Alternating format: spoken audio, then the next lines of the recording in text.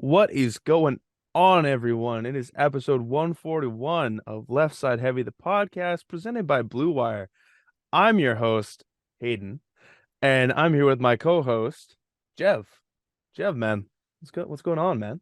What's going on? Let's just remember that I was the first host and you are the new co-host. So I'm just because you're running this episode, I'm still top dog in this. Yeah, no, I'm playing. But no, I'm good. I have this I'm starting it off hot with some personal information, but I think it's time for my wisdom teeth to get pulled out. But because I'm a huge procrastinator, I keep forgetting to take advantage of my BCIT dental Of course. and have forgot to book an appointment to get them removed since Wait, you have probably BCI last year. BCIT has like dental? Yeah, it's like X amount of coverage. It's not a ton, but it's Oh, coverage. okay. Okay, I see. Um, but forgot to get them removed, and it's because my it pushes my gums over my back teeth, which Hmm. then causes food to get stuck underneath, infected teeth. Yeah. It's like this whole thing, and it makes me lose my appetite because I don't want to eat because it hurts to eat. Yeah. Now I haven't eaten all day. I'm starving and in pain. So Damn. I'm going through it right now. But That's tough. we living, but Vibing. we vibing, attempting to vibe. The vibes aren't at an all-time high, but they're there. It's somewhat happening. Yeah, it's all right. Oh, that's Um, good. Currently winning fantasy football championships, but obviously those have been delayed. Um, been on a heater for fantasy sports in general, so it's been decent as of late. How about you, my man? Well, we love that. Uh, I've been good. I got a new mic for like Christmas. It's a pretty Nice. fucking beefy mic. Thank you, Dyslexia. Audio Technica. It is the AT 2040. Tried to set it up, had it kind of going. Um, and then all of a sudden my computer, because I obviously like I got this end, right? But I also got Mm, a adapter. adapter, right? Yeah, but apparently it just doesn't want to work. So I've been trying to download a new driver to make it work. Can't seem to get it to run on any of my apps, even though I've said that it can access all apps. So it's really frustrating right now because I've heard it on feedback. Where You did have you get this? that? Amazon. Okay, well, here, Do you want it? Do you want it? maybe I'll try it if that works. Yeah, I'll Yeah. try that because I bought one kind of like that. But at the same time, not really. I'll have to fucking find it when you're talking. But it hooks into the 3.5 millimeter jack, but it's just not working. And I'm just like, what the fuck is happening? But yeah, if I could try that, I would greatly appreciate it. And I'm assuming you have an XLR cable. Yeah, I bought an XLR cable. So that way, whenever we record in person again, when I can finally start doing that, then I can bring my own mic. Yeah. Because I only Yeah, have three. I So know. you gotta get So yourself a stand as well. oh, I So have a stand, so we're fine. Yeah. but I just need to find it. yeah, I got this because this adapter because I wanted to use my XLR mics for Zoom. But then I'm not too sure if it's this or if it was just everything in general, but I didn't really hear enough of a difference to go through the trouble, so I just kept using my Yeti. But Ah, I see. you can try this, and if you like it, you can use it because I Oh, don't I'll really use try it it. anymore. I'll try it. Yeah, And fuck then it. if you like it, then you can just keep it because I'm not using it. Beauty And dandy. it has a headphone jack in it too. So Oh, instead perfect. of That way I can plug when I do the podcast, I can plug my headphones in yeah, instead so of through my computer. you can actually hear yourself in the mic Playback. instead of Let's go. yeah. Oh my So God. God damn. hopefully it works. But Maybe I'll come pick it up tomorrow then after I'm done work. yeah, whenever. It'll be just here doing nothing. Perfect. Well Oh yeah. then my day's just gotten a lot better. A lot But easier for you. Less money to spend on Oh, adapters and less hassle crazy for ass shit. drives and bullshit. Oh, you know it, man. But yeah, that's pretty much that. Obviously, New Year's happened. Yeah. Um, New Year's resolution goals, going hard. Haven't been to the gym yet. Fuck me. But went shopping yesterday. Got back on a lot of the sweets that I would usually buy. Um, Buying a lot less things at like half the sugar contents Okay. and starting to just kind of wean myself out to Hmm. sugar because having an addiction is just terrible, and I know I have a sugar addiction, so starting that off. Obviously, we uploaded that picture on the podcast page. Everyone now knows. Time starts now. March 15th will come like super fucking quick. So yeah, do you have a set day? Are you dry February or are you dry January? Gonna start in February. Yeah, I think, yeah. that's good. It's Um, kind of like the easiest month to do that as well. yeah.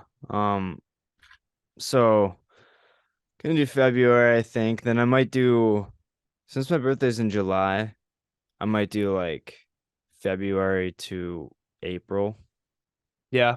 Or I might like, if I don't do February, then I'll just do March, April, and then maybe um 2 months before my birthday, 2 months after my birthday kind of thing. Hmm.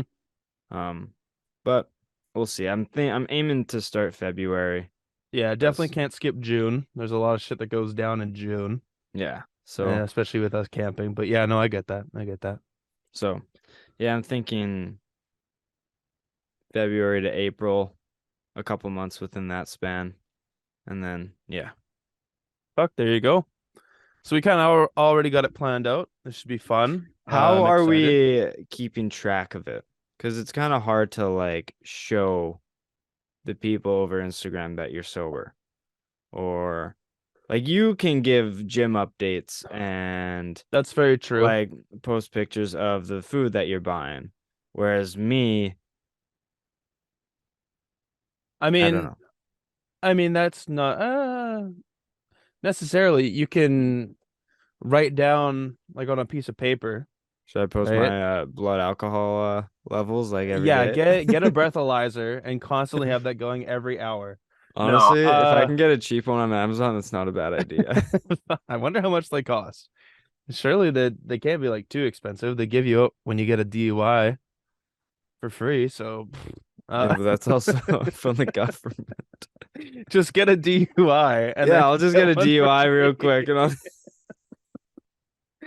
I'll See, that's how we do it. That's how you yeah, do it. I'll do it the hard Yeah, way. I'll do it the easy way. but just be legally allowed to never go to the States again. Yeah. Perfect. All No, worth it. It's worth it. I think yeah, just write out like a calendar, and then obviously people I trust you, Yeah, but just it's strictly like honor system. That's yeah, what it is. no, and I get that. Like And like I'll bust your balls if I see you having a drink in your dry month. and you can like kind of prove it because you can like weigh yourself on the scale or something like that with like your Yeah, goal to exactly. lose 50. Whereas like me, it's I don't know. It's But basically just trust and honor, but yeah, I trust you. done it before. I Yeah, can do it again. that's saying a lot. Go fuck yourself. I'm All sure right. you can. Yeah. Start it off, Hayden. Anyways, um, so we're switching it up. We're doing football first. Jev and I were already kind of planning to do this, but obviously, coming off of last night, as we're recording this Tuesday afternoon, last night, easily one of the scariest instances in football or any sport, personally that I've watched. I know, there was a couple years ago, what was it, like the Premier League?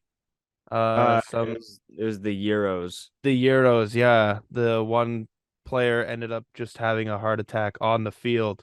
Christian Eriksen, Um, yeah. and obviously this is pretty much the like parallel to that of what could go wrong uh on a sports field, except obviously this one looks a little bit more violent considering Damar Hamlin, the player who was injured on the play, went in for a completely routine tackle, kind of got hit a little bit by T. Higgins. But you know what? He powered through the tackle and he got him down. He then stood up and you could visibly tell that he was not okay. And 2, 3 seconds later, he passes out. Obviously giving him whiplash, seeing as now he might have a concussion as well. But adding on to it, he did need to be resuscitated on the field. Uh, did not have a pulse and was not breathing. Obviously, very scary situation for everyone around. And in the last 18 hours or so, the support from every NFL franchise, every uh player, it seems, is just amazing. And the fans themselves, Damar Hamlin has a charity for kids who didn't get gifts. I'm pretty sure exactly what it is for like Christmas. It's like a toy drive kind of thing. So yeah. Yes, exactly. Thank you. And his goal was to reach $2,500. And as of today, the last I checked, it was surpassing 3 million. So it's now 4 plus. The support on this whole injury to a 24-year-old up and comer safety is absolutely insane. And obviously, Jev and I, and I was going to say everyone who works at Left Side Heavy, but it's just us two. We obviously give our thoughts and prayers to Damar and his family and everyone on the Buffalo Bills because I know what it's like to see an injury. I don't know what it's like to see someone who I could consider like a brother having to be resuscitated and basically on the grips for life as he's still in critical condition in the hospital. Um, I know, Jeff, you were watching the World Juniors because you were working, right? Yeah. So I know you probably didn't get to see this in live time, but obviously now you've kind of had some time to digest this. How do you make of the situation? Um, well, it was just very like just that's when you realize like how much bigger like just a small portion like football is. Like no one gave two shits about the game once that happened, obviously, and I didn't like obviously I had no information, no knowledge about it. And then when I heard about it, I was just like everything just like left my body. And it was just so scary seeing like a young player um go through that. And I wanted to see like, well, how did that happen? Like, was it something massive? But like you said, it was just an innocent routine football play. And he got up, looked okay, and then a tenth of a second later, he kind of stumbles, and then like half a second later, that he's falling and collapsing. Yeah. And right from the jump, everyone was like, "This is not okay." Mm-mm. And um, the support has been crazy. The constant updates were I was constantly refreshing Twitter trying to get Yep. updates because of how like anxious Severe. I was. And they got a pulse back on the field, but he wasn't breathing on his own. And then his marketing rep updated everyone that his vitals went back to normal, but they had to put a breathing tube down his throat. Yep. And so basically it was almost like a self-induced coma kind of thing so that they could try and get so that they can run some tests and get his body back to like what it should be. Mm-hmm. And it was the way my dad said it, it's like the doctors are taking it out of the patient's hands to recover on their own. Mm-hmm. They're gonna make him let them do their job so that once everything is reset, then maybe they can bring him back up. But it was just so scary, and um seeing the support around the just the world has been so amazing. And I mean, there's some idiotic comments like Skip Bayless talking Oh about my like God. the game and stuff like that. And it's just like it's sickening to see someone even bring that up, or even the relevance of worrying about the game. It's like, who gives a shit about that in the moment? Like, no one cares.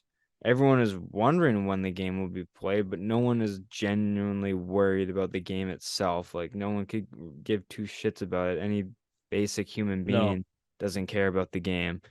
This is bigger than football. This is someone's brother, someone's son, someone's like Someone's anything. like it's just, you saw Diggs, you saw Allen, you saw everyone crying, and it's scary. And one more person I want to sympathize with is T. Higgins, Oh yeah. because obviously, like, he was the one getting tackled by Damar Hamlin prior to him collapsing, and T. Higgins is getting death threats over Instagram about it.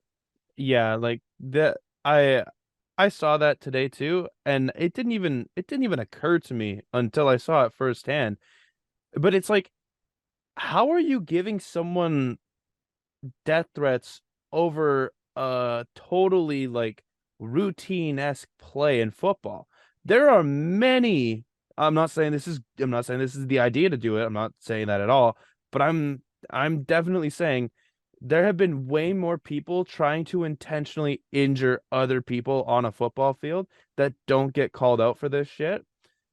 Take it back, rewind the tape, and watch exactly what happened. He's going up and driving up the field. He's not intentionally trying to do this to Hamlin. He even like, sorry to kind of take your like steam here, but rolling with the train of thought, he like was walking with his mom, and people were saying like he was crying, like he was totally sympathetic and just couldn't believe exactly what happened. And I totally feel for T. Higgins and at this moment in time, because I don't understand how anyone could be giving him death threats. It was purely not intentional. And I hope people can kind of realize that this wasn't this wasn't the plan all along. No, there's many times throughout the game that there's those exact plays happen, and it just, this one happened to just have a far worse outcome, Yeah. and no one is deserving of that. So, along with Hamlin and his family and everything like that, praying he gets better and that he's okay. But like, T. Higgins did not deserve any of that, because No. what he did was just an innocent play that happens at every moment in a game. And it's just, it's heartbreaking to see that happen. And I'm begging for Hamlin to recover and everything to be okay. No, I'm right And there with you, man. also, I think it took way too long to postpone it. Yeah, I kind of agree with that as well. Like, you could clearly see no one wanted to play again, because how is your mind not on anything else except for Damar Hamlin? I just I completely agree. It took way too long for them to call the game, You can't ask football players to go back and play and only gave a 5 minute warm up. Like, bro, we're gonna need a 24-hour like at least, like, cooling down period of what the hell just happened. you need some time At to least. grieve. And like, because sometimes, like, this might be like over exaggerated, but some people get like PTSD from this kind of stuff. Like, it can be Yeah. really traumatic to some players, some people, and to just expect them to continue playing is kind of absurd. And I think the Euros made that mistake when they got Christian Eriksen, um, or got the teams to play after Christian Eriksen collapsed. And it's like, how do you think the players are going to be able to cope and like recover from playing Yeah. after what they just witnessed? Yeah, no. So I think t taking like over an hour to postpone the game seemed a little. It should have been postponed as soon as the CPR was brought out. I Mhm. know it was temporarily suspended, but as soon as you do that, just say the game is postponed until further notice. The game it will not be resuming tonight. It should have happened within once this ambulance left the field, maybe, or like as soon as they started doing CPR, they should have just been like, this game is postponed and not resuming tonight. Yeah. And seeing after that, seeing the players like gather at the hospital to support Hamlin and be there for him. It was just the support was crazy, and it just shows that football is a community. And Yep. as much as it's a competitive game and everyone wants their team to win, some fan bases hate each other. There's rivals and everything, but it's a brotherhood, and it's no matter what, like everyone is here to just play and love the game.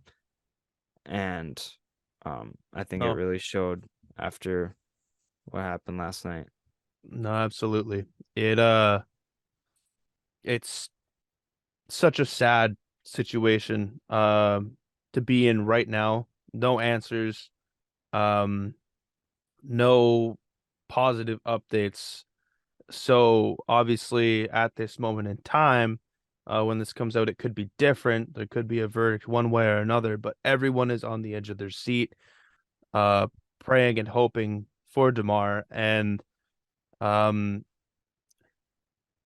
as the one who kind of does the football segment of this, I really want to make sure that he gets his uh moment in the spotlight, because I don't feel as if, maybe this is a wake up call, but not a lot of other players do, obviously. But he came from Pitt as a youngin, um, out of college. I'm gonna be honest, I do not know a lot about his recent year, his early years in high school, or where he grew up, but uh, you can clearly tell that this guy was up on the up and coming, because not only is he playing on the Buffalo Bills, but the Bills are like a top team, and they are just rolling. So obviously, seeing who DeMar was kind of replacing or filling in for, he meant, you know, he meant so much to that team. So for this week, I'm not going to go over every game. Uh, I'll just say, like, the playoff implications, and who's in where as of right now, because nothing's really that important uh Mm. other than DeMar, and I hope he gets healthy. So kicking it off, um I'm going to start off with the NFC. So it looks like the Vikings obviously will be taking the North, and the Packers can make a late push. That all depends with Detroit and Seattle. So Yeah, there's three teams at 8-8 battling for that last spot. it's gonna come down to, if the Seahawks win, they get it. Um, so that's gonna be electric. Like, it's gonna be an electric game for Week 18. And the Lions and the Packers are now flexed into Sunday night. So if the Seahawks lose, we could see a pretty historic Sunday night game between the Lions and Packers. Who would have thought? Yeah. Did have the Seahawks beaten the Packers this year? Uh, Have they played each other this year? I don't think they did. No. Because, like, isn't it It's that division wins. And I think Seattle has more division wins than Green Bay. I thought it was tied and then the tiebreaker would be conference wins? No, it goes tiebreaker, matchup head to head, division, conference, points for, points against. Like, N- there's so many. But Yeah, division I standings is first. yeah, no, I thought they were tied with division wins. No, I think the Seahawks have one more win. Well, Yeah, I think the Seahawks already have one more win over a division opponent. Okay. Yeah. I think that's how it is. I know if Seattle wins, they get the last spot. That's all I basically know. And that Okay. would make the most sense to me. So, uh coming out at the sixth spot is the Giants. And then there could be a shakeup between uh second and first, depending on what Dallas and Philadelphia does. But Philadelphia, after putting up an absolute stinker against my New Orleans Saints, which was a nice, pleasant surprise, was pretty awesome to see. Always a good time when you can just beat the Eagles because holy shit, their fan base is so annoying. After their first three and out, the fans were booing like crazy, man. It was like, come on. Yeah. You have the best team. You go 1-3 and out in the first like series and you're just gonna be pissy about it. Come on. Um, but yeah, no, I love that game. Absolutely love that game.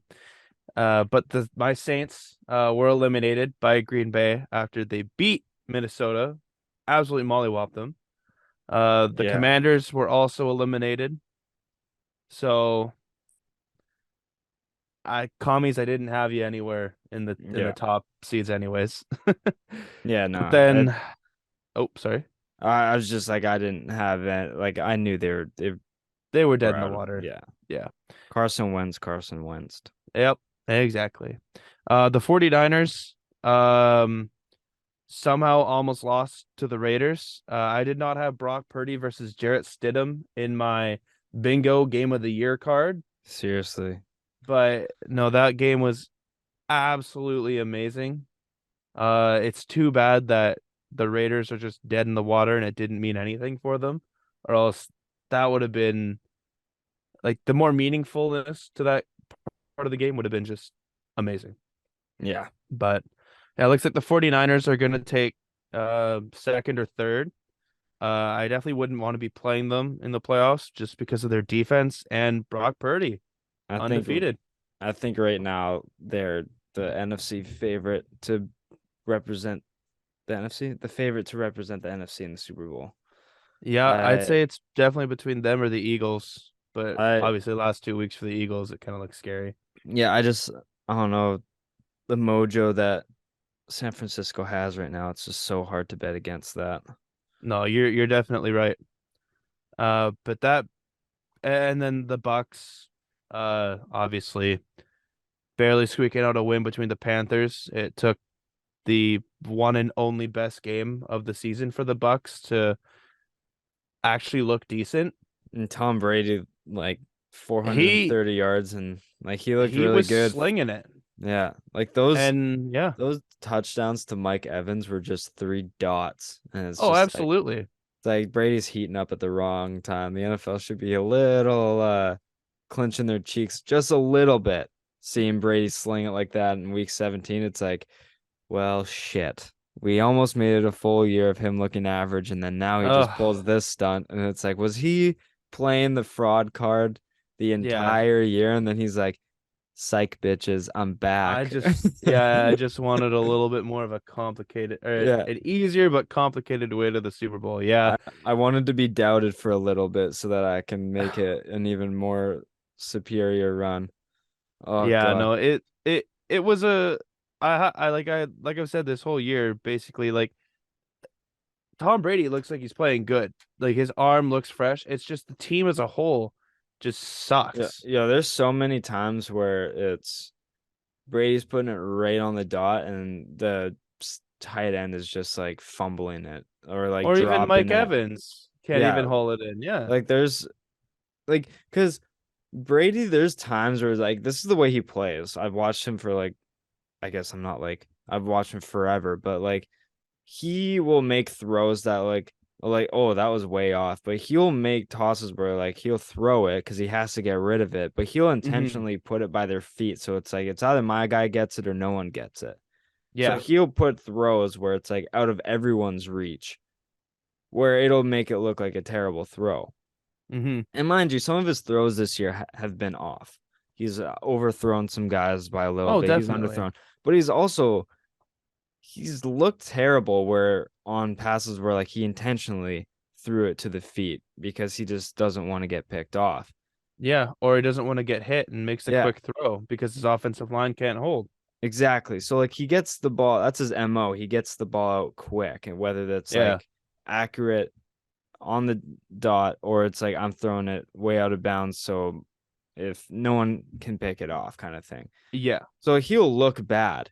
And that's, I think, a large majority of why he's looked bad this season because he's had to make those quick throws, causing either throwing it away unintentionally or just inaccurate passes.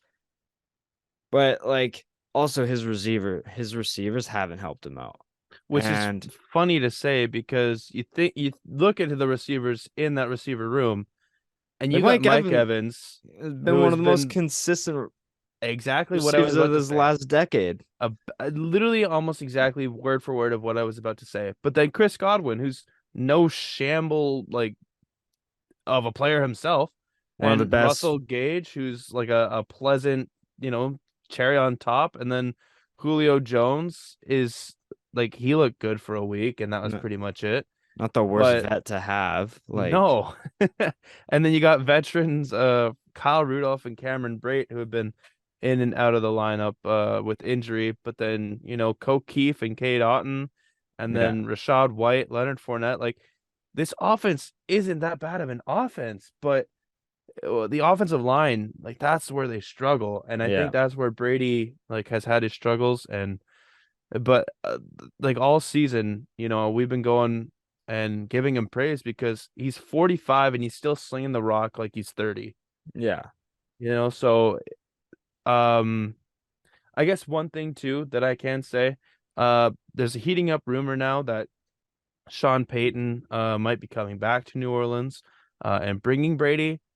I'm gonna shut that down real quick. If the Saints win next week, they're bringing back Dennis Allen and they're trading Peyton for like a first round or multiple firsts. Because aren't they Um, asking for more than a first? they're That's asking for that. at least one, so it'd Okay. have to come with a player, and a first in my eyes. So It's so weird hearing like a coach, coach yeah. trade rumors. It's like I know it's a thing, but it's just so weird to see. Well, like you think of some of the coaches who have been fired recently or who've left the game who don't really make an impact. Sean Payton, man, he could polish a struggling quarterback and just go from there. Like we've already seen it with Drew, right? Like, yeah, no, Get him it's absolutely to insane. the Chargers, man. Herbert needs it. He does. I'm sick of Staley. Yeah, I thought you know what, even though Staley's had a good year, and this will kind of segue into the AFC playoffs now. The Chargers obviously are going in for the first time in a long time, but I honestly would not be scared of the Chargers just because it's like you put Staley in enough fourth down situations, he's gonna go for it, and you get lucky on one of like the 8 times, and that could be your benefit. It's So just underwhelming play calling when you have a quarterback like Herbert. Like it just doesn't really make sense. When you get given a gifted quarterback like Herbert, you usually extend your play calling. And yeah, you don't really have burners, but like Palmer and Carter aren't slouches when it comes to downfield threats. And Williams and Keenan Allen aren't the fastest receivers, so it's harder to create separation. But no, like but they are some of the most spectacular receivers. yeah, like Mike Williams, it's not crazy to say he's the best 50-50 No. catcher in the league. Like he gets up and 90% of the time he's coming down with it. Hmm. And you've shown like Herbert has shown that he can make those plays to those kinds of receivers. Why aren't you doing it? Like it's just majority of the game, you're doing 6, 7 yard passes and screens where it's like Herbert has probably one of the most talented arms in the NFL. Why aren't you using it? Yep. And the only time we see it is when it comes to improvisation from Herbert. Hmm. It doesn't make sense to me. And I don't know. I just think maybe Peyton can provide better. Oh, But he definitely could. He 110% um could definitely make Herbert shine a little bit more, open up the mhm. play calling, actually be, somewhat more creative with the plays because they're going nowhere in the playoffs right now. Yeah, Um, who are they set to play? well, I think Uh, they're going to be the Cincy?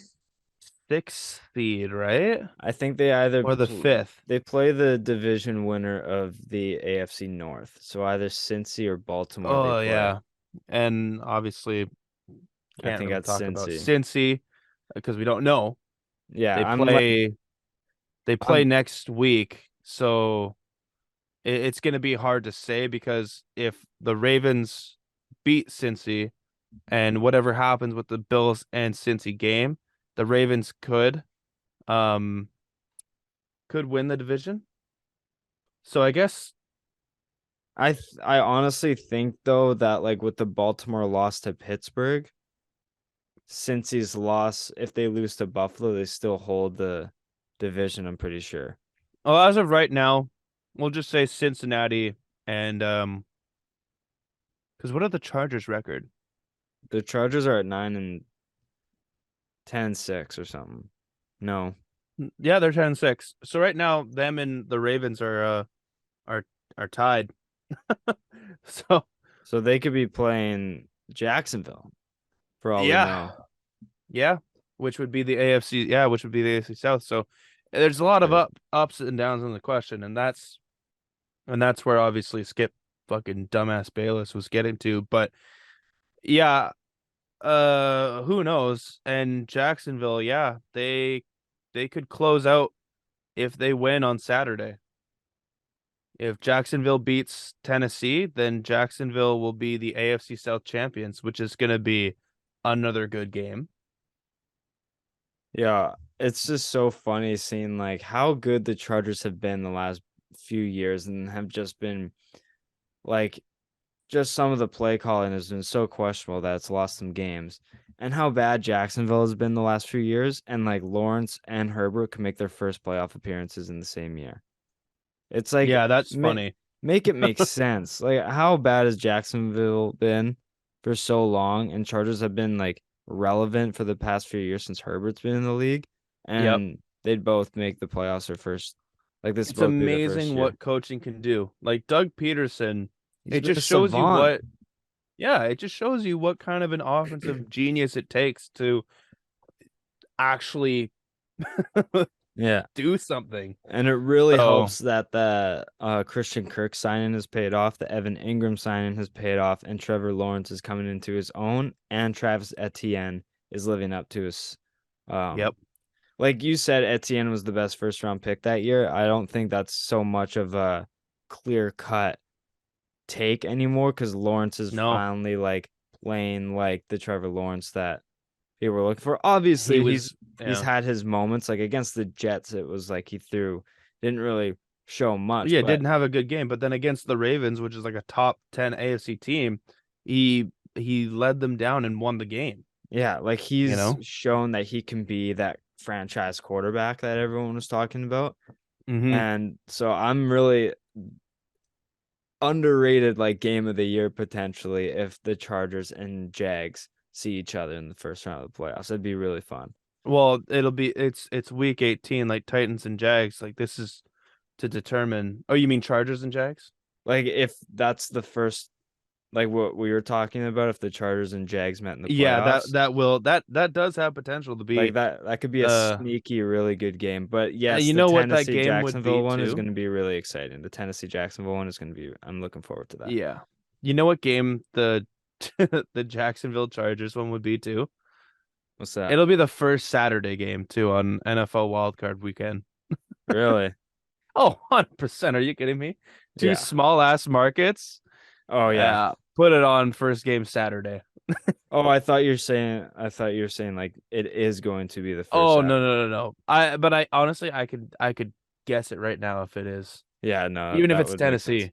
But also But like yeah. I don't know, Herbert and Lawrence, like the curiosity could. It doesn't matter, man. Like the small markets, I just feel like would pull no one in for like prime time views. You know what I mean? Yeah, Like it wouldn't. imagine Yeah, a Kansas City versus like whoever would be the seventh seed for the AFC. That'd probably be like a night game there. Kansas Or City's atop of the AFC, right? yeah, well no, Could they're be. second. Don't they have a better record than Buffalo? Uh Or are they obviously with tied? with Buffalo. They're 13-3, and Are I they think both 13 and 3? Buffalo is 12-3. So yeah, actually Kansas City is sitting atop, which is Obviously, there's very one game. awkward. But yeah, Yeah. But yeah, you got to think of like the bigger markets. So who knows? no, This is why the 100%. AFC is so scrambled right now. But I'm just thinking of pure like matchups. Like yeah. watching Herbert versus Lawrence could be entertaining, and Herbert is one of the new faces of the league. So I feel like with No, that, you're they definitely might. right. But You're also, definitely right. it is two of the smaller markets in the NFL. So Mhm. But your Patriots basically eliminated the Dolphins' chances yeah, of getting in. we have like a 16% chance of like making it. We needed You Pittsburgh to just gotta lose. beat Buffalo and Yeah, you're in. we needed Pittsburgh to lose because I'm pretty sure Pittsburgh holds that final spot now because they have the head to head against us. Oh yeah. So that's why we needed Pittsburgh to lose because then we would be in the. But now since Pittsburgh won, Miami and New England are like out of the final spot, and I think Pittsburgh's in it if I'm not mistaken because of the head to head against them with the same record. So yeah, that Ravens choke job did not help us at all. Oh my God. It absolutely did not. It was fucking terrible. Pissed me off. Um actually as it stands right now, since there is no fourth because of the Jaguars and the Steelers and the Titans, it's actually so funny. So the one seed is Kansas City, the two seed is Buffalo, the three seed is Cincy, the four seed, as of right now, is Jacksonville, even though Mm-hmm. they're not in. The five seed is LA, the six seed is the Ravens, and the seventh seed is the Patriots. Interesting. Yeah, the Steelers aren't in, which is funny, but yeah, no, as of right now, if the season were to end today, it would be the Patriots in there. And I was right. If the Seahawks win, the Seahawks are in. If the Lions win and the Seahawks lose, the Lions are in. And if the Packers win and the Seahawks lose, the Packers are in. Okay. So that's how it's looking right now. I thought Pittsburgh would be in over New England. Nope. Don't know why, but this is what the NFL.com playoff standings are saying. It's hard to argue against the league, so Indeed it is. I'll just shut the fuck up. Good, bitch. No, I'm kidding. But yeah, speaking of the Chiefs, they beat the Broncos, uh, who played a D- lot better without Decent, Nathaniel Hackett. decently exciting game. Oh yeah, what are the odds? Who would have guessed? Yeah. He's now tied for as many touchdowns as he has bathrooms in his house. Congratulations, Russell Wilson. No, he You has have one more. more week to prove. He passed it. He passed Oh, it. I thought 12 was his. Oh, okay. He has So he never has mind. He he has did do it. he has 13 touchdown passes now. Oh, okay. Yeah. Well, good for him. Yeah, right? Massive milestone. Congratulations. Huge emphasis on stone, like poo. Anyways, so that's what your playoff picture is kind of looking like right now. Um, Obviously up until last night, very exciting week of football. Very Hmm. nice week of watching football, and just to give a little what I think is gonna happen. Yeah, I was about to Um, ask what do you think is going to happen for both pictures? I honestly, it would be so funny. Obviously, Philadelphia is going to have to play their starters next week. If they want Um, to lock up home field advantage. exactly. But I think they're versing the Giants, and the Giants don't have to play anyone because they're not moving, they're not going up, nor are they going down.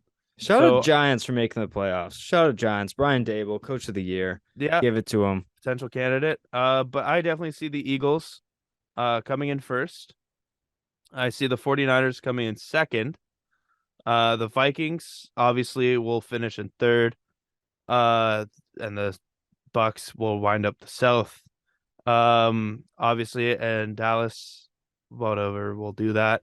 But you know what? Seattle has to beat the Chargers or the Rams. I don't think they will. No, The Rams are playing a lot better with Baker. I know they kind of got owned by the Chargers, but it's a divisional game. And I think the Chargers will win, or the Rams will win, and the Lions will get in to the NFC. I'm Because starting. I want to see the Lions play the 49ers, I'm and I starting. want to see hell come out. I'm starting to see a theme that it's just like the host being a host thing where you can't fucking talk, and it wasn't just me this whole time. But I think Seattle beats LA Ooh, and gets that last spot. alrighty. But then, yeah, everything else, I don't think anything else can move unless the Eagles and 49ers, uh, the 49ers win and the Eagles lose, which would be fucking hilarious. Yeah. I think I think Seahawks make playoffs. All right, fair enough. I think Uh, yeah, I don't know, I just have this gut feeling. But we'll see. I mean, I mean, that's your NFC. We can't really talk about the AFC since there's two games that haven't, or one game that hasn't been played involving two teams who mean so much. But if it doesn't get played and they both get a draw, um, Buffalo will have to play against New England, and the Chiefs will also have to play against. Oh, who do the Chiefs play? The Chiefs play the Raiders.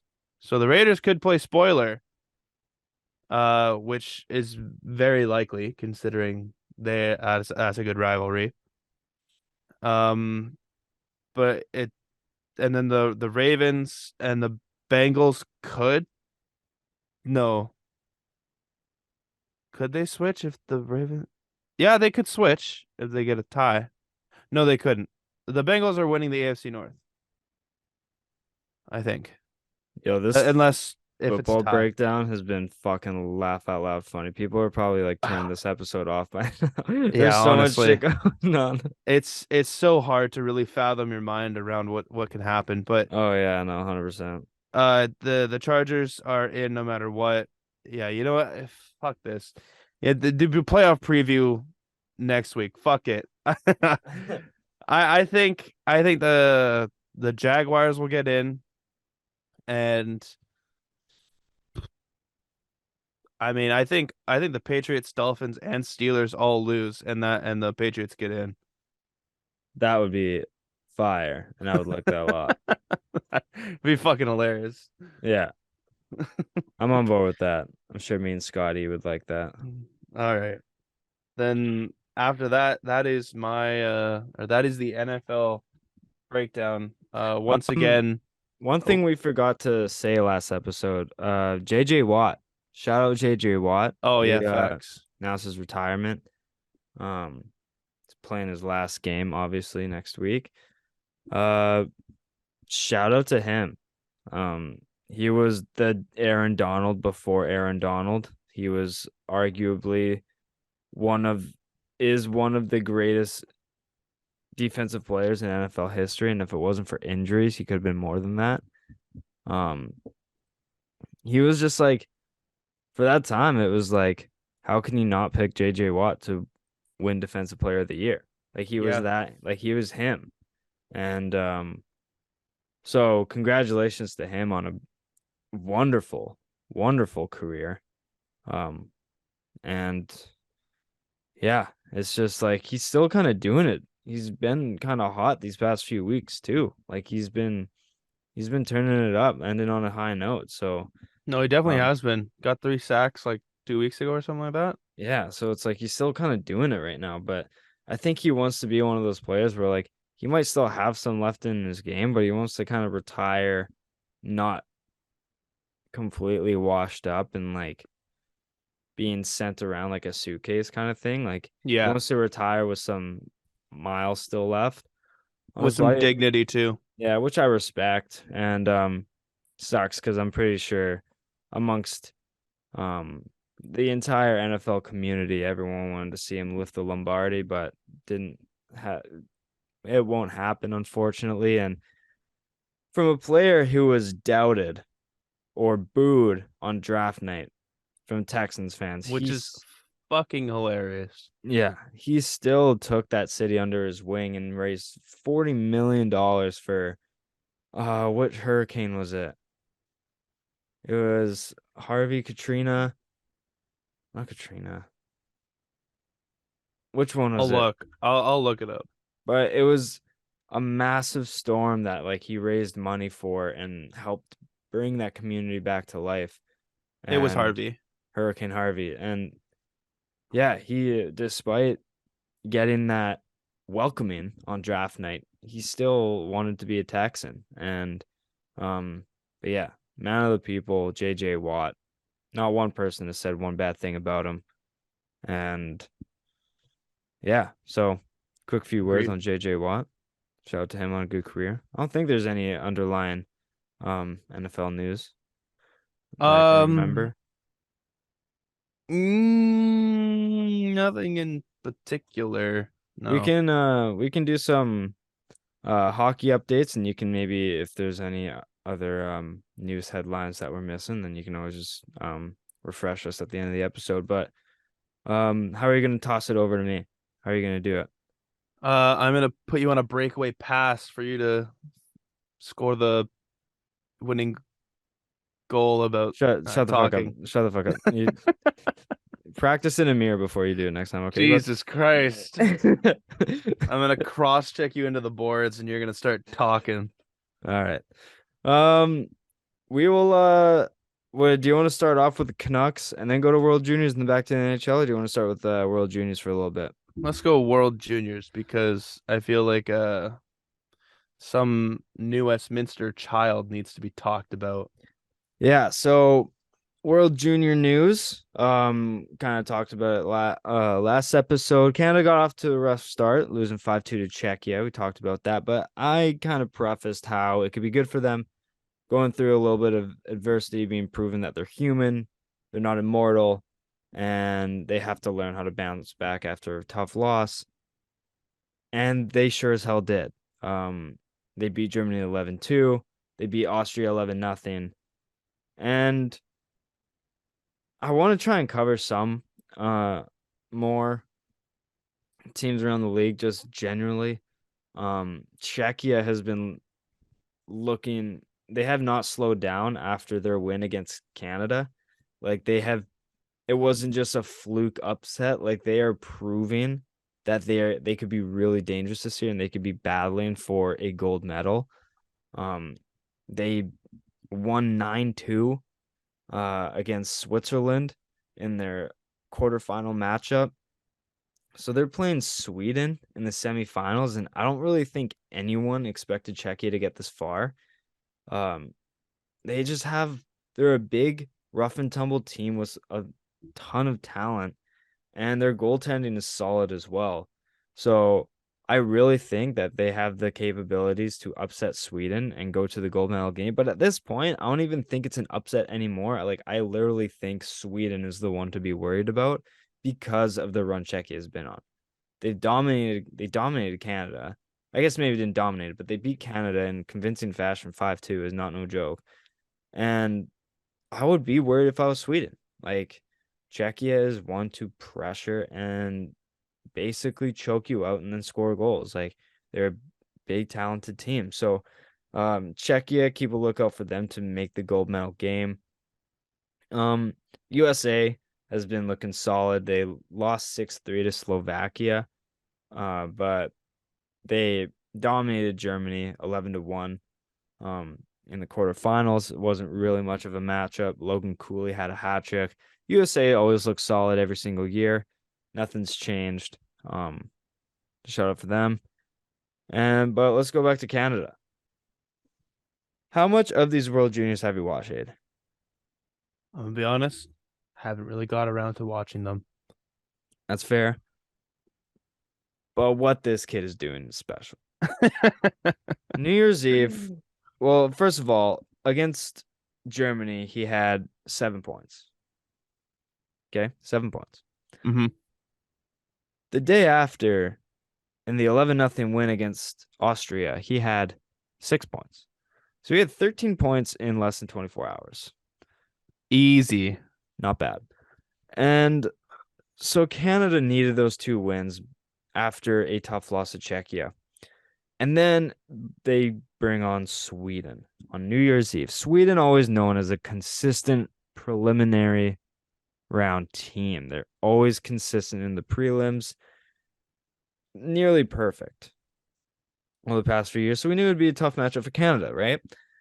In a big game, Canada plays one of the most perfect games of hockey I have ever seen in my entire life.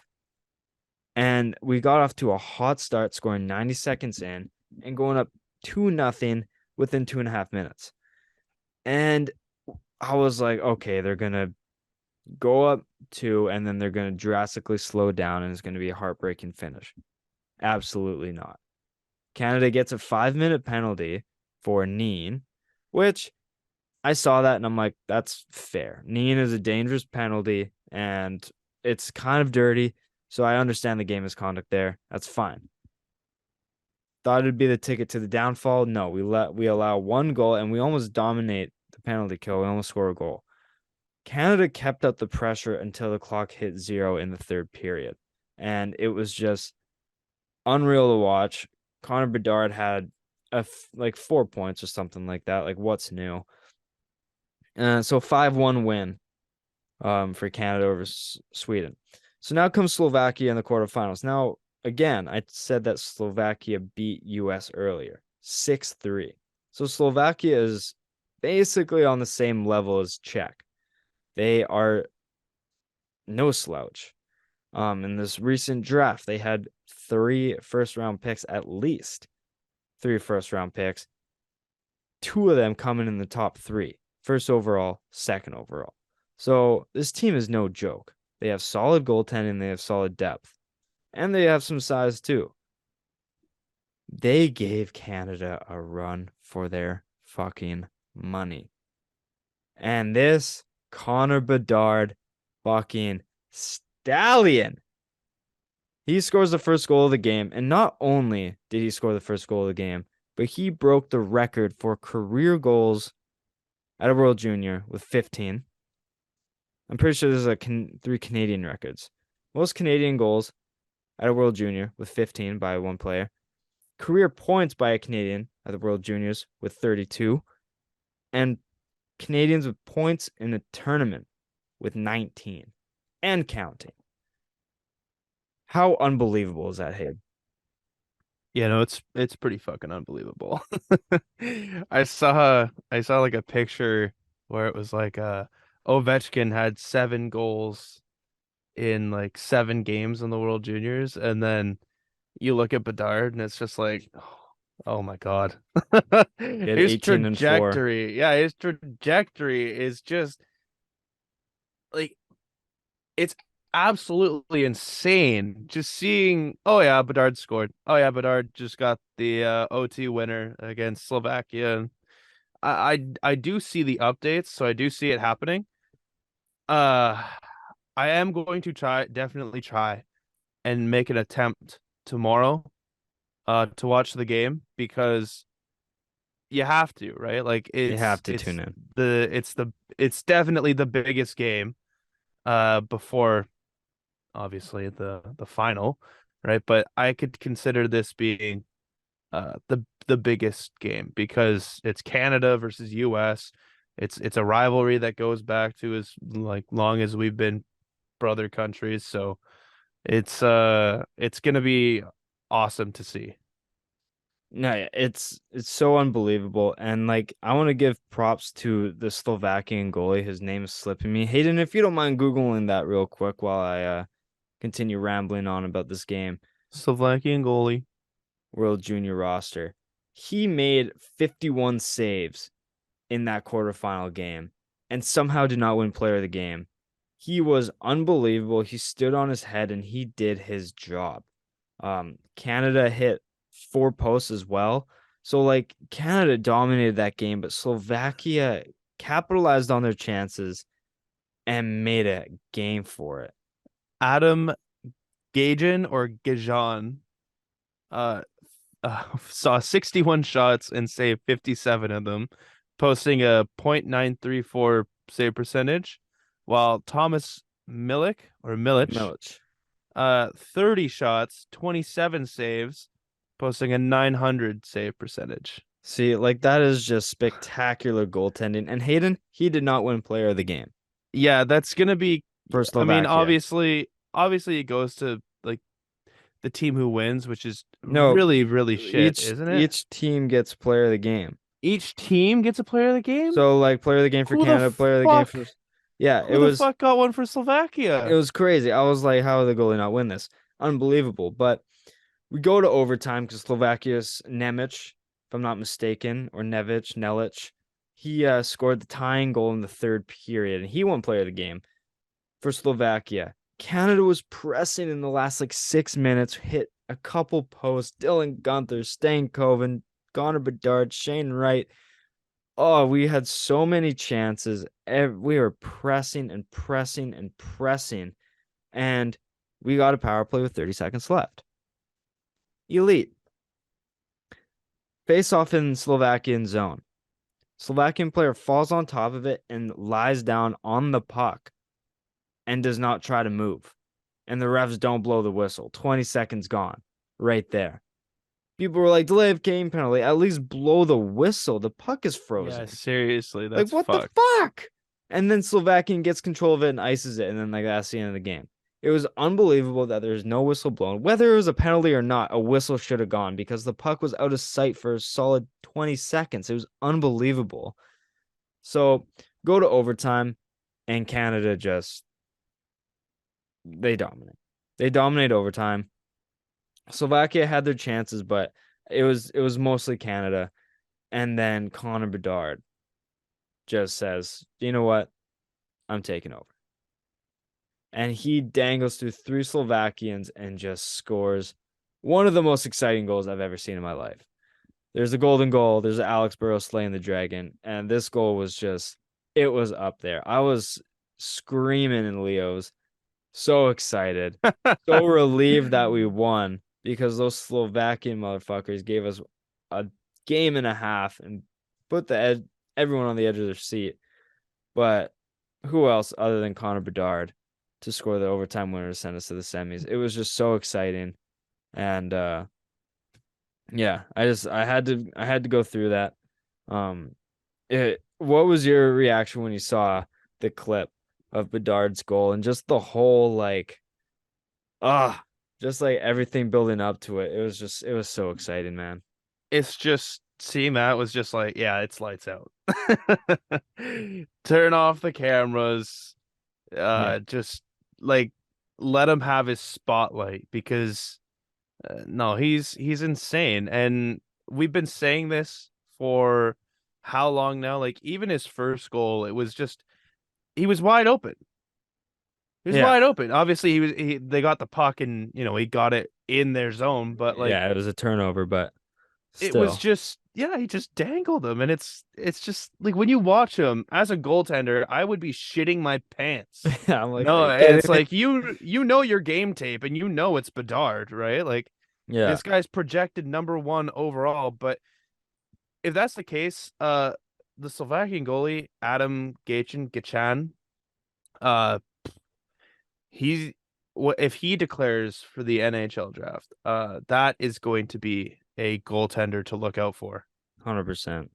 Like there's One, not a I lot of people that face 50 or 61 shots and save 57 of them. and give your team a chance. Yeah. Right? No, Like 1000%. Um, it was just such a good game. And when this comes out Wednesday, Canada US play at 3:30, and those Is it games never disappoint. 3:30 or is it 4:30? 3:30. Oh. Oh, yeah. Okay. I'm looking at like the World Junior site right now, and it says like AEST or something like that, and I guess that means Atlantic Yeah. Standard Time. Yeah. Um, Okay. but no, it's gonna be a really good game. So be sure to watch it. Bedard versus Cool. Just a ton of good matchups there, and it's gonna be a really tight one. But we'll move on to just some NHL news and stuff like that. We'll try and kind of speed through this. But we'll talk about the Canucks. They went 2-1 on the or 1-2 on the week. But they started off with a win. And Hayden, I don't really think we were close with our Sharks Canucks prediction. We always try and do it, and believe we're far off on every single game we've tried Not to. true. No, no. We got the one where oh fuck, I mean I fucking of course forget it, but See so many it losses, was it blinds the wins. yeah, I know. Oh my God. No, okay, you know what? You keep talking. I'll look for the game because But I know we were close. yeah, on the 27th, if I'm not mistaken, Canucks beat San Jose 6-2. Horvat and McKayev combining for 8 points, combining four each. Hughes gets his first of the year in electric fashion. Um, Entering the zone, getting stopped, circling the zone a couple times, and then sniping short side. So huge for Hughes to get the first. But Erik Karlsson, man, he continues to not slow down. He's on a 10-game point streak, and he got 2 points in that game as well. He continues to produce. I know we've pumped his tires early on in the season, but I get so happy whenever I see, and not just because he's on my fantasy team. Like that's not it at all. But like seeing him produce like he produced when he was back on Ottawa, it just makes me so happy. Oh, of course. It's just so electric. Do you think he can keep this up for the rest of the season? Obviously it's I don't really hard to, but like if he hasn't slowed down now. Yeah, exactly. And that's exactly what I'm about to say. It's almost halfway through the season. If he hasn't now, I don't see why or how he would, unless barring injury, right? Then that could be the only downfall of it. But he's playing amazingly. So he has to be thinking like, okay, I can maybe play myself out of San Jose right now, get Yeah. myself to a better team, and that's honestly probably his mindset right now because obviously San Jose is a dying franchise until, draft capital happens and whatever. But Yeah. no, he's absolutely playing like an amazing player. And I don't want to take away from it, but I remembered the game. We called the Golden Knights, how we were up when we were up like with the lead, Yeah, that's and the right. Golden Knights came back and won it. That's right. Yeah. Yeah. Yeah, I I don't know remember. what we gave our score prediction, but that it was that one. Yeah. Yeah, I remember that now that you bring it up. Yeah. Uh, but yeah, Canucks huge win over the Sharks. Canucks then go on to lose 4-2 to the Jets. Mark Scheifele got a hat trick. Kuzmenko recorded a couple points. Travis Dermott made his season debut after recovering from a concussion he got back in September. But like, what the fuck was that penalty shot given? Did you see that? Yeah, I did see that. How was that a penalty I shot?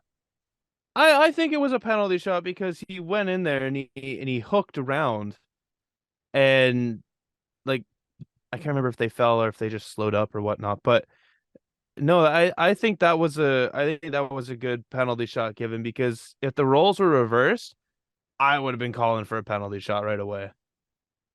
I don't know. I just think that the play was already over when he got hooked. Could be, In my opinion, I think could be. he already made his move and the puck was already kind of gone when he got hooked a little bit on the gloves. Maybe I need to watch it again, but first sight I was like that was kind of weak, but Nonetheless, I just don't think Canucks had any sort of juice that game.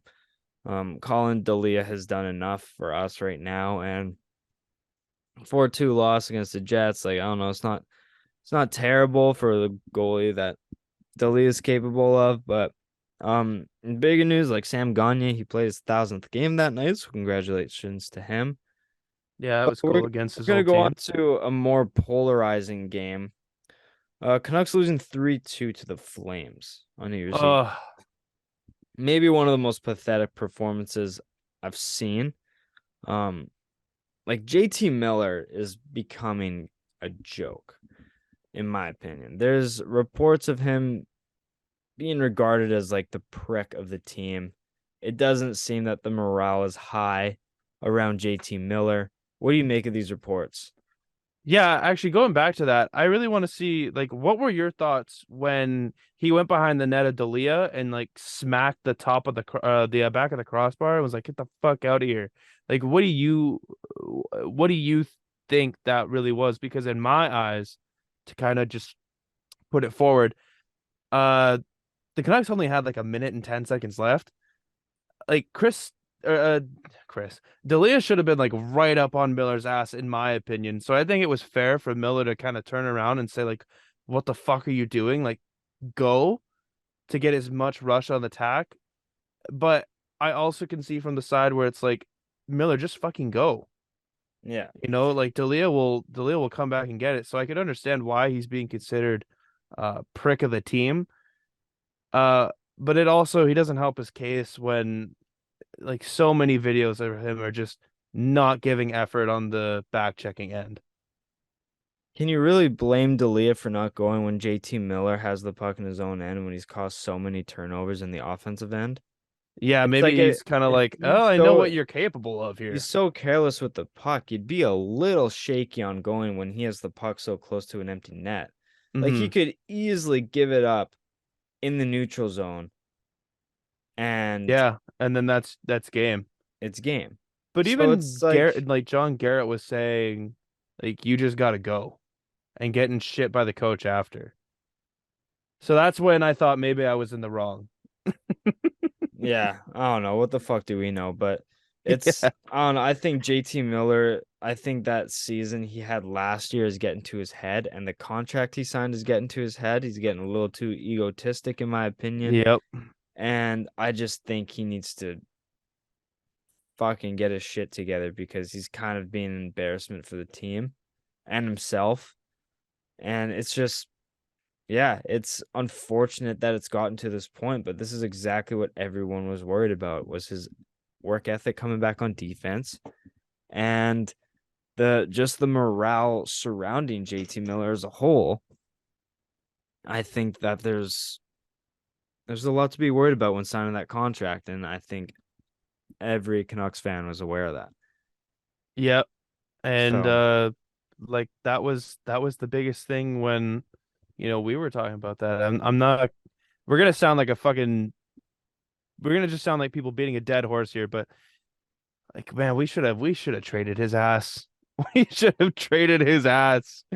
yeah, I agree. Oh, why can't we run this team, man? Yeah, Fuck.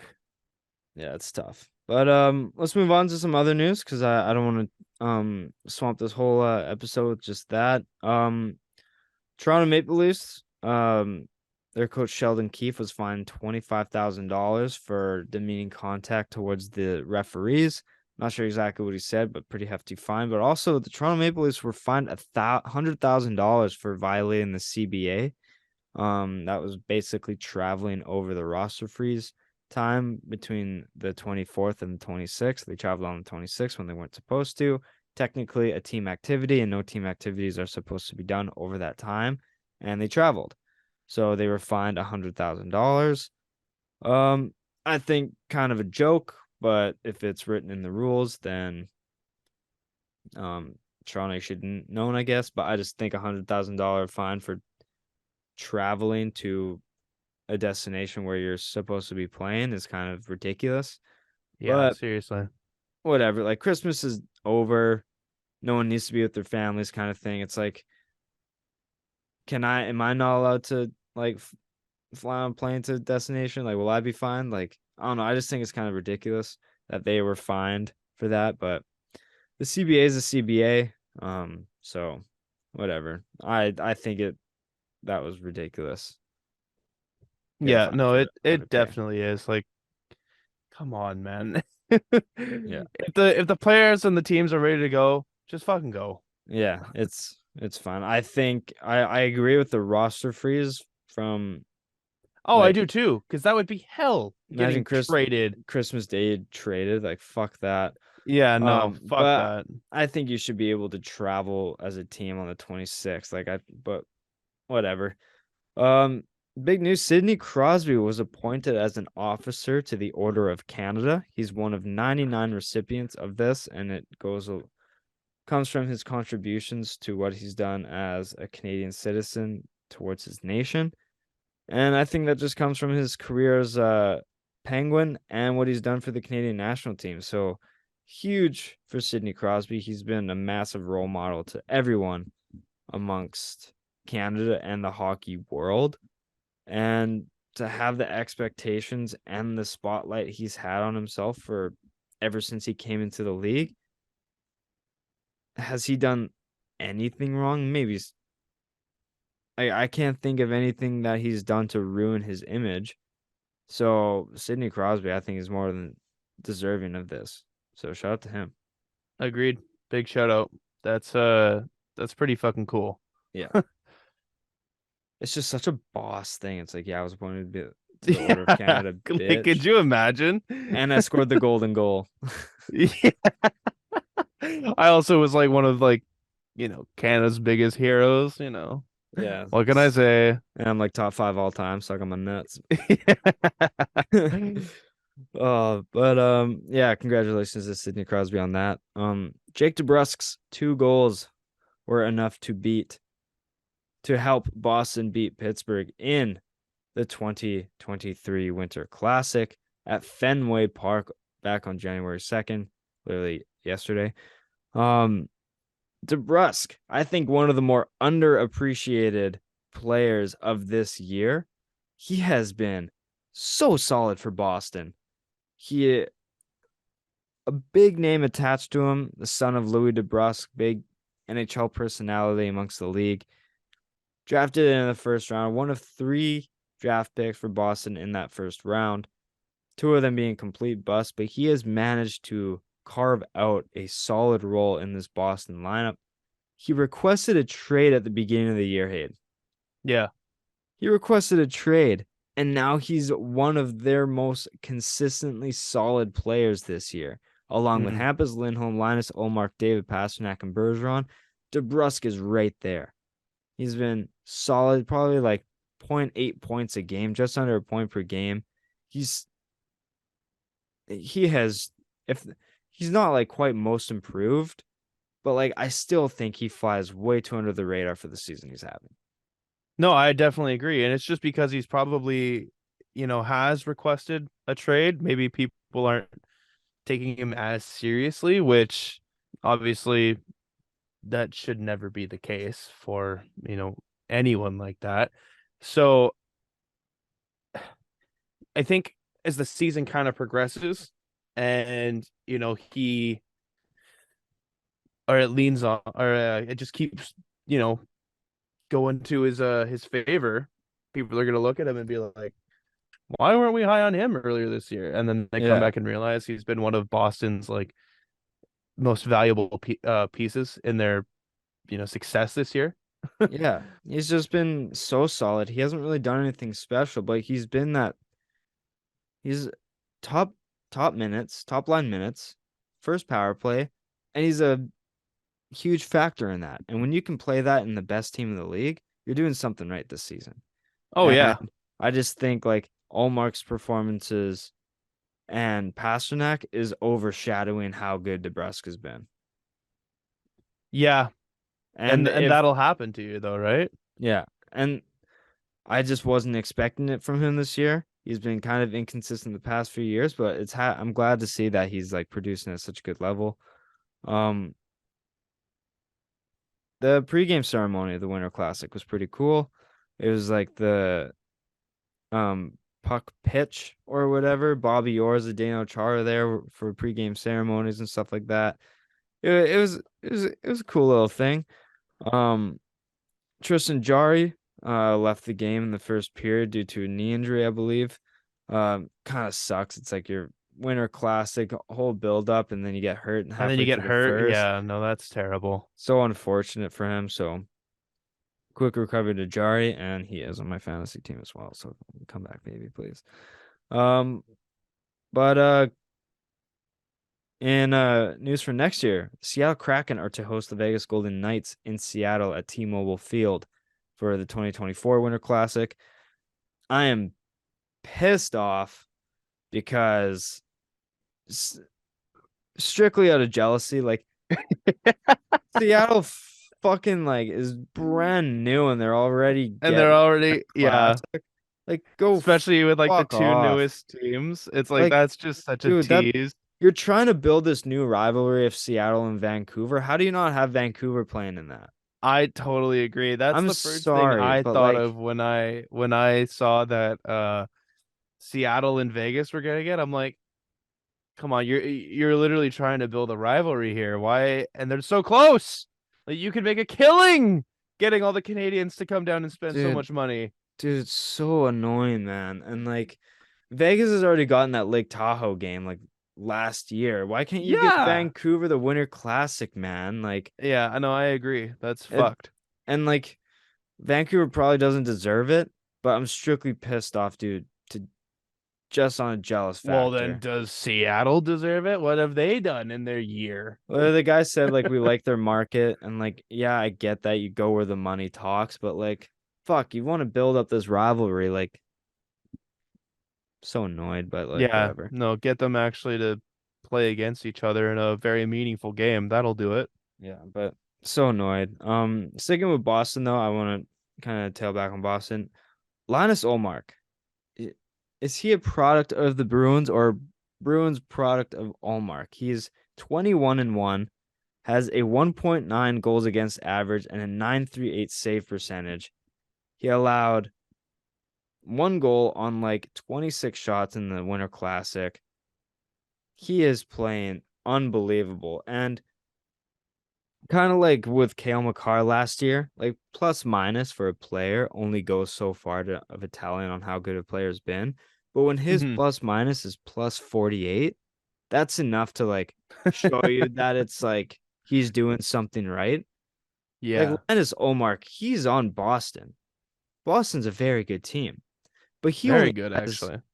one regulation loss on the season. So obviously, Allmark is doing more than just playing behind a good offense. He might be the bigger part of than like Boston's offense. Do you Hmm. think he's top 3 in MVP? I Do you mean, that's you deserving? you kind of have to because like his save percentage is good. It's like I'd be happy with a save percentage like that rather than, you know, Oh, how could you sub not? 900, Yeah. right? Like, and you're playing on a great team, yeah, but you could also say that about like Kemper last year with Colorado, right? Like Colorado, they scored more goals against their other opponents, but that was just their MO. At least with Boston, they're like in those gritty games where it's like they'll need Allmark to like have a big save and show out and perform, and he does. So I think Allmark, yeah, he could definitely be up there for for like a bigger rating or like a top three goaltender season. Like I definitely think he's a lock for the Vezina, but I 100% think he deserves to be in talks for the Hart, not just top 3, but for the Hart. Like he has been that good this year. And yeah, Boston's good. He's the goalie for a really good team, but also Boston's really good because they have a really solid goalie in Linus Ullmark. Agreed. But what kind of like made me talk about that is that he was chosen as the unmasked goalie of the year. Um, Despite Shesterkin's historic season last year, Ullmark still ties him for wins and has a better save percentage and goals against average. Like Ullmark has just been remarkable since he's come to Boston. So I think it's only fitting that he's at least top three. I'll even probably maybe put him second behind McDavid, but even like how good it's so hard to not have McDavid first with what he's done, but also Edmonton hasn't been that good even with him. So it's like, Yeah, no, that's pretty shitty. but we'll go to Barkov. He returned versus Montreal with a hat trick and 5 points. Very tough seeing Georgia having him on her IR still. Very Woo. tough. It's a 42.5 point performance there. Super Yeah. inflated scoring, but tough to see that. Yep. She still won her week Absolutely. though. She still won her week though. So good for Shout Georgia. out. Shout out Georgia. Yeah. McDavid's 17 game point streak comes to an end against Winnipeg. Yeah. Thank Um God that didn't fucking kill me against my matchup in fantasy. yeah, he had 37 points over that. Um Dude, he's so point good. streak. He's on pace to like tie or beat Lemieux's record Yeah. or whatever, like 160 points in a year. Like, could you imagine? He's a joke, dude. He's a joke. Dude, he's absolute like he's my God. It's so hard to say that he's the like most untouchable player in the NHL, but like what would you give up for him? My family.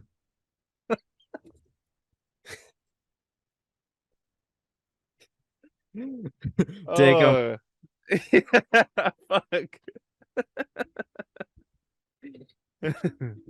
Okay. I should have been more specific. As an NHL manager. Okay, all right. In that case, maybe a first round pick, but no, Maybe. I would give up just about every first round, every top three pick for 10 years. Like Plus, you're Edmonton in the offseason, and you didn't make playoffs. A team like Arizona or like a bunch of draft capital, like whatever, comes up to you and say, hey, we got these juicy five looking picks. You're not doing anything. Uh, what do you want from McDavid? Like we got prospects up the ass, dude. What do you want? We're one piece away, and his name is Connor McDaddy. All right. What do you want? so good, dude. He's so good. Yeah, but speaking of records, Ovechkin, he scored a hat trick versus Montreal, closing the gap on Gretzky's record to 88. He needs 89 to break it. Guys, we've talked about him enough. He's a Russian machine. Um, Absolutely. relating back to Sam Gagne hitting 1,000 games, Canucks legend Alex Edler hits 1,000 games played, which is huge. Congratulations to him. If there's any player in this league that deserves that, it's Alex Edler. Guy has some lettuce on him, hey? He's got the Just a hair little. he's got the hair coming out the helmet, the gray beard. But he looks like a stallion. Um Joe Pavelski, the ageless wonder, aging like fine wine. He signs a 1 year, $3.5 million deal with Dallas. Dallas is just doing everything right this year. I mean, Jason Robertson, Jamie Benn, Jake Ottinger, Miro Heiskanen, they're all playing so solid.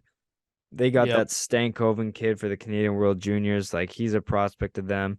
They signed Joe Pavelski. Like, they're just gonna be. I They're didn't. gonna be so good. I didn't have them in the playoffs, but like, they're just gonna be so solid this year. And I definitely don't think they're gonna slow down. Devontae Smith Pelly, a player for a few teams in the NHL. Um, like the likes of Washington, Montreal, New Jersey, Anaheim. He announced his retirement at the age of 30. So congratulations. He was a huge role model in the black community for hockey players and in general, and he did a lot for the game.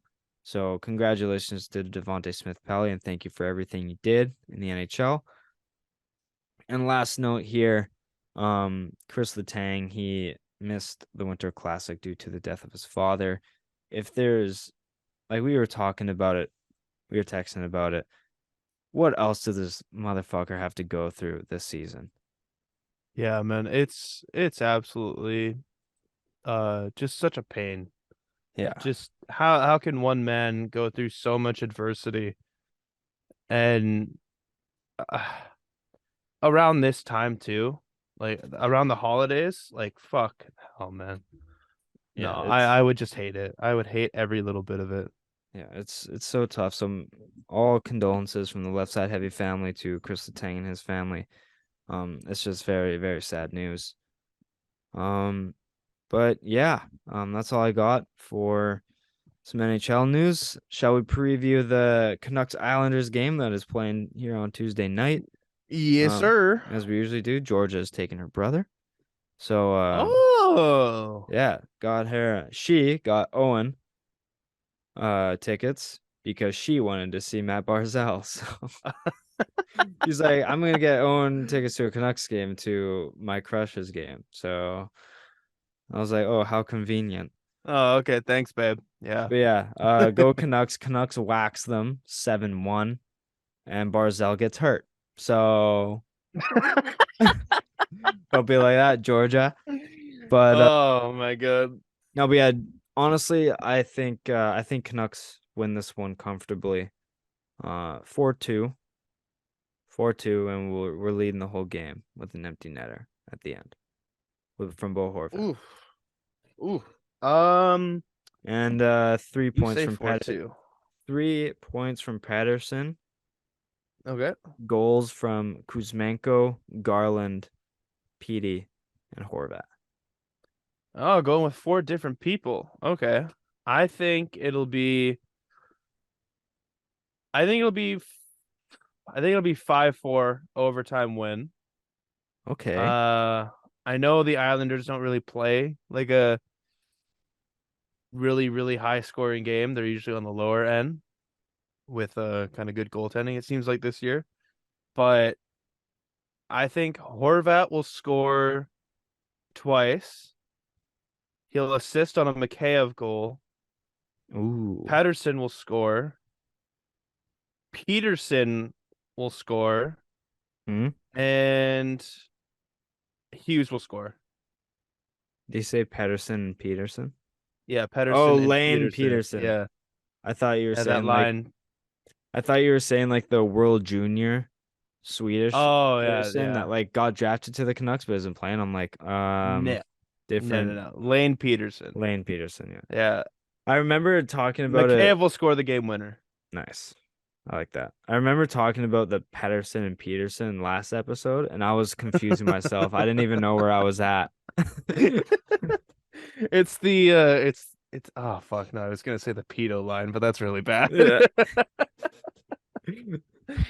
But yeah, it's a mouthful. It is. Talking that. But the left side heavy game of the week. We're kind of throwing it back to an episode that you were in charge of for the game. And I got one NHL player, one NFL player. I will start it off with a sentence, and you have to try and guess the player based on each clue that given, and we're gonna see how many you can guess it in. I have Okay. For the first one, I have 7 clues, and the next one I have 6 clues. Now, I can't remember how like specific you were. I know the rough idea that you kind of built Okay. your clues around, so I'm trying the same thing. And if they aren't Okay. specific enough, then I apologize. They're Okay. two they're two players you know. That's Current or past? just wait. I'm just saying Oh, they're okay. two players that you know. So I'm not like making some third stringer up from the NFL that you've never fucking Yeah. heard of. Okay. They're two guys you know. What do you want to start with first? NHL or NFL? We'll go NHL because apparently like, even when we do these games and shit like that and betting, I'm at like I swear I'm at like 85% hit rate with NHL It's and yeah. probably at like 40% NFL. NFL rigged. Like the guessing game that I did when you constructed this, I got both NFL right and both NHL wrong. And I was like, okay, I thought I knew more about hockey, but I guess I'll just go fuck myself. Yeah, clearly we're in the wrong sports. Yeah. All right. Let's start NHL. Okay. I am an active NHL player that's Ah. played on the East Coast my whole career in pursuit for my first Stanley Cup. Okay. Let me just look up the And and you're not using these clues to you're just writing down my clues. Is that what you're doing? well, I'm looking up the teams for the East. I'm not very good. Okay. I I trust. promise. I I trust you. promise. Okay. Carolina, New Jersey, Washington. Okay, yeah. I think okay, he's in the East. Pursuing. So is it 1-1? Austin Matthews. Incorrect. Ne Okay. Next clue, he's a Canadian forward. Matthews is American, isn't he? Correct. He's Canadian. Okay. Okay.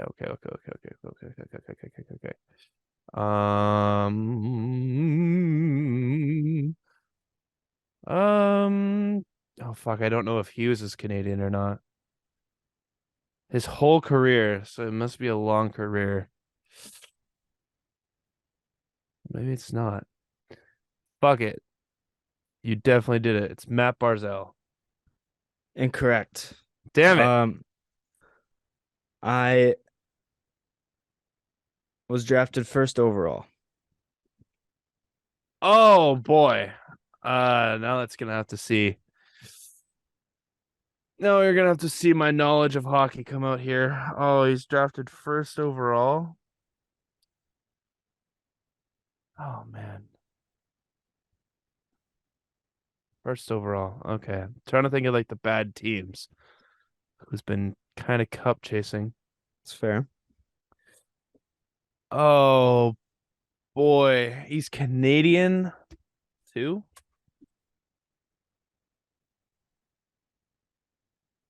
Fuck.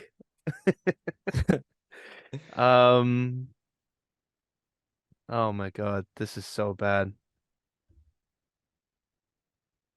Okay. I'm gonna have to concede on this one. I don't know. Uh, just that's this clue. You want a Yeah, different? yeah, yeah, yeah. I thought you Yeah. were conceding the game. I was like, buddy, I have more here. I can give. I am over 30 years old. Holy fuck. I'm And he hasn't older won than a 30. cup yet? Oh my God. And he was drafted first overall. Oh man. Over 30. Okay, no, Stamkos is one. He's Canadian.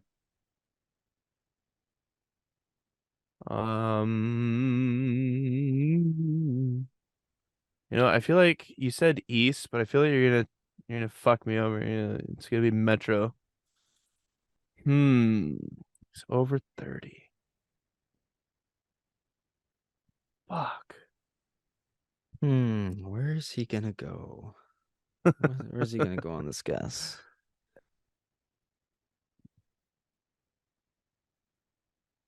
I know he's already won. Nicholas Backstrom. He is Swedish, but no. He's Swedish? Yeah, Nick Backstrom is Swedish. Oh. Um, I've played for two teams. Oh boy, that does not help me whatsoever. Um,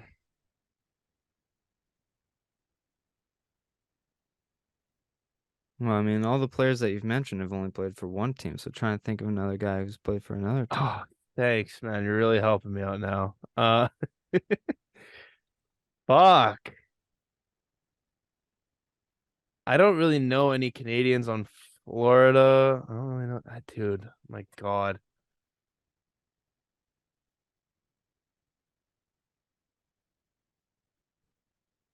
I can add an extra little bit on top of this. You want Okay. me to? Okay. One of them's a Canadian team. Okay. That kind of helps. Or does it? I don't know.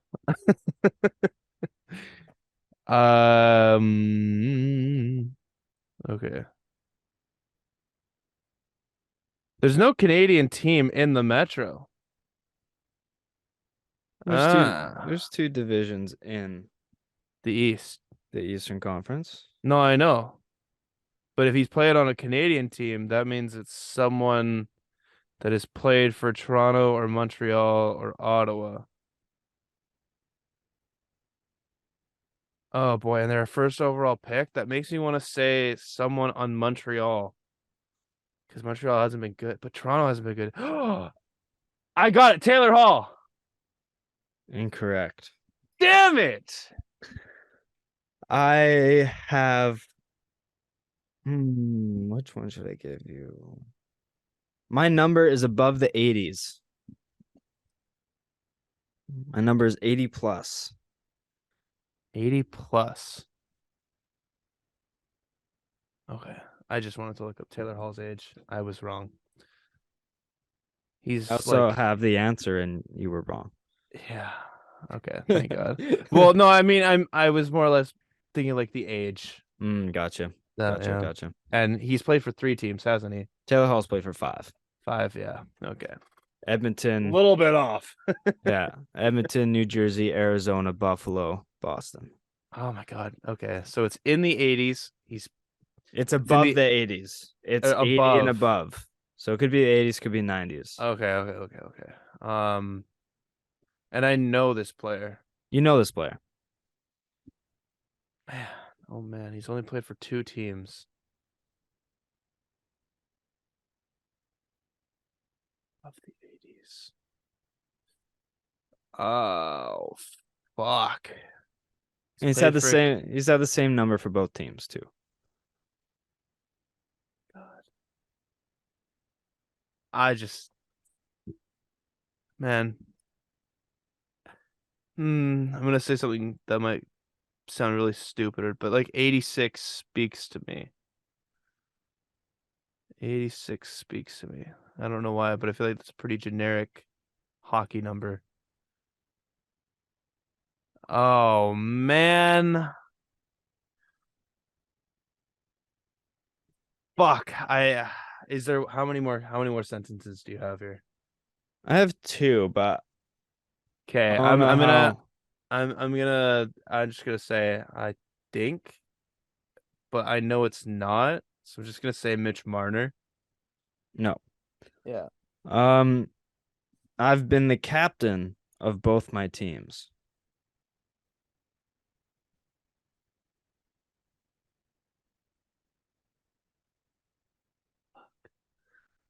Fuck.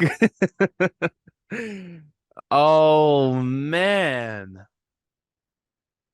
God damn it. Now it's really gonna piss me off. Because usually I feel like I'm pretty decent with captain. So captain for Boston has not changed in a while. Captain for Toronto. Oh man, I can't tell.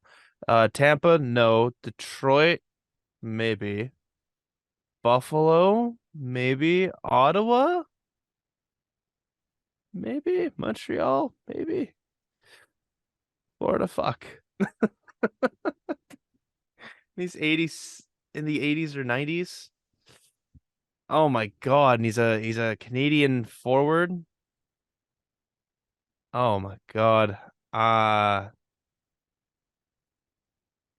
oh my God. I can't think of anyone for I'll this give you one. this last one. I don't know how much it'll help you, but he's Okay. from Mississauga, Ontario. Yeah, that really helps me actually. Fuck. It looks like I'm gonna take the NHL as an L. You want the answer? Yeah, I don't even have a guess. I will give the listeners 3 seconds to answer. And if you guess John Tavares, you are correct. He's 91, isn't he? Yep. Fuck. 91, he's from Mississauga, Ontario. Toronto and He's played on the he's Islanders. 32 years old. He was the captain of both the Islanders and is the captain of Toronto. He's played East Coast his whole career. He's from I Mississauga, didn't know Ontario, Tavares. I and didn't know Tavares he was was drafted Canadian. first overall back in 2008. Damn. That was a tough one. I should have probably got that one. I thought you were gonna get that one. Yeah, If I I'm being should. if I I'm if I'm probably being should have. honest. If I'm being honest. I thought you should have got that one. Thought you should Probably have got should that. have. Probably should have. All right. Hopefully you can bounce back on the NFL. I think you will get this one. I God think damn, I you hope will. so. I think you will get this one. Okay. I am an active NFL player in my 7th season, playing from the West to the East Coast in pursuit for my first Super Bowl. 7th NFL season. So that would mean he was drafted in 2016 from the West to the East. And that just means he's played on teams basically from the West to the East Coast. Okay. So it's not necessarily Hmm. an order of career. It's just Okay. Let me write that down here.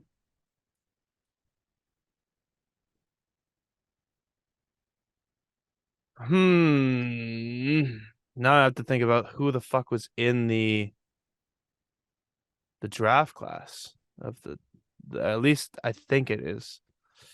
That was the if it's 7th season, so 16, 17, 18, 19, 20, 21, 22. So it is 2016. So that'd be Jared Goff's draft, if I'm not mistaken, in pursuit, and he's played on teams. West East. Fuck it, Jared Goff.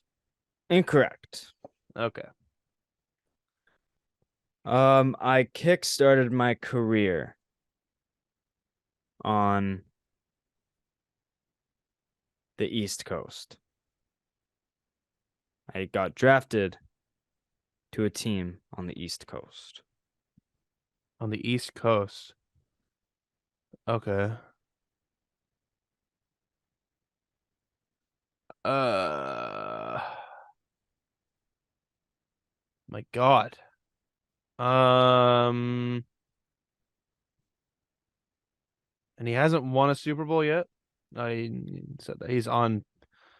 Okay, I think Ramsey. Yeah, Ramsey's obviously won one.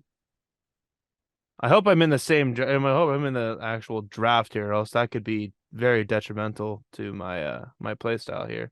Very much so. Yeah. Um. Hmm. Brother. He's played for multiple teams. Uh,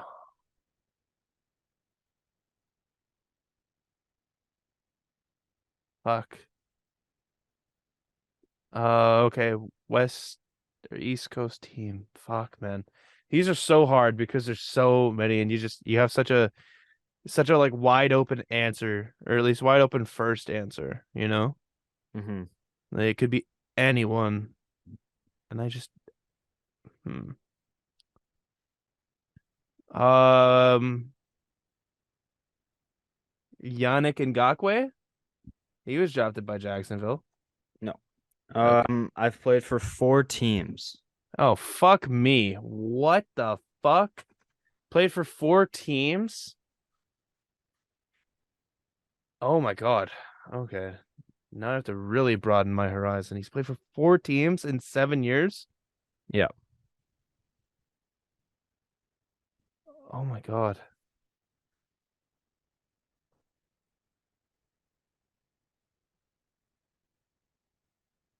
Jesus Christ. Uh,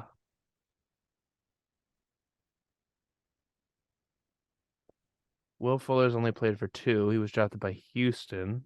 Pretty sure he was in that draft. Um,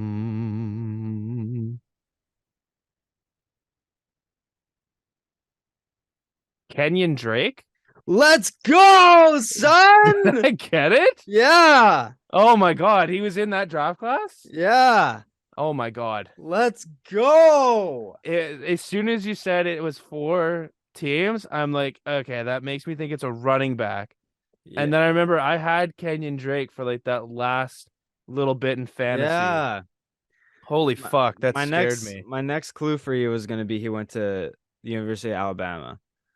And then I was gonna say he's a running back, and then I was gonna say he's currently wearing number 17. 17. Yeah, see that would the last two would have gave it away right away. Yeah, Running back 17, yeah. Alabama I would have been stuck on, but the fact that you said he's played for four teams, I was like, it has to be a running back or it has to be a receiver. yeah. I'm like, I think all the receivers from 2016 are pretty like one or two teams. So that I was whew, my heart was racing. That was good. Let's go. Atta Whew. boy. Fucking rights. Well, what a way to end the episode. I guess I want to look at that draft class. yeah. Hayden, where can people find you? You can find me on Instagram and Twitter at Hayden_Barton and on TikTok at HBAR13. You can follow me on Instagram at Jevon.Lefave, on Twitter at JevonLefave. Find everything for the show on Instagram, Twitter, and TikTok at LeftSideHeavy_. Subscribe to Left Side Heavy on YouTube for full episode videos. And rate and review Left Side Heavy on all listening platforms. And thank you so much for listening. And we'll see you guys next time. Peace.